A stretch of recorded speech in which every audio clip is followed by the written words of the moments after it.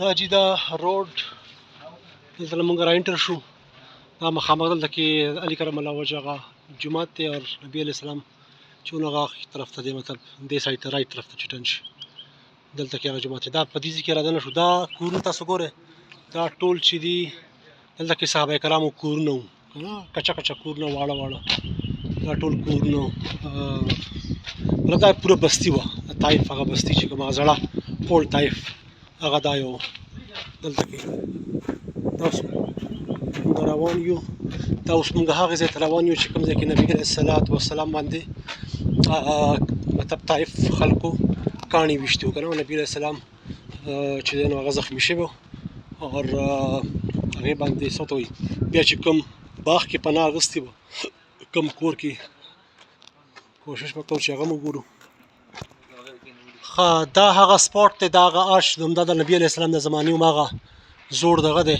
دا آرچ دی د پاسه یې ماشومان کېنولي وو طایف خلکو، ټیک شو. بره ماشومان د نبي علیه السلام چې په دې لاره به راتلو، په دې لاره هغوی ټریول کړی، په دې لاره راتلو چې دلته کې به تېرېده نو ماشومانو پې کاڼي ویشتل. دا هغه ځای دی، ټیک شو. دلته کې نبي علیه السلام باندې کاڼي ویشتل شوي وو، دلته کې ورته بره یې واړه کېنولي وو.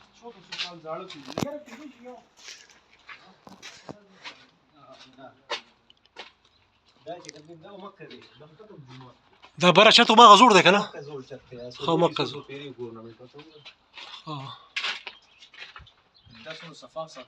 دا یې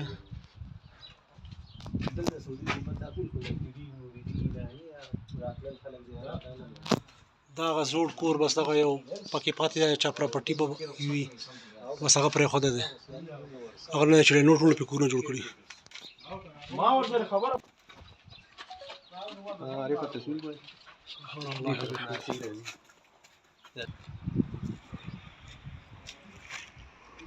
دا هغه سپاټ دی، بره یې ورته ماشومان کېنولي.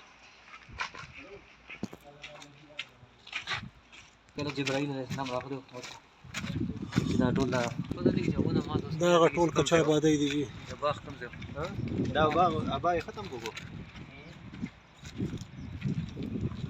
او هغه صحابه کرامو هغه زاړه کورونه پخواني.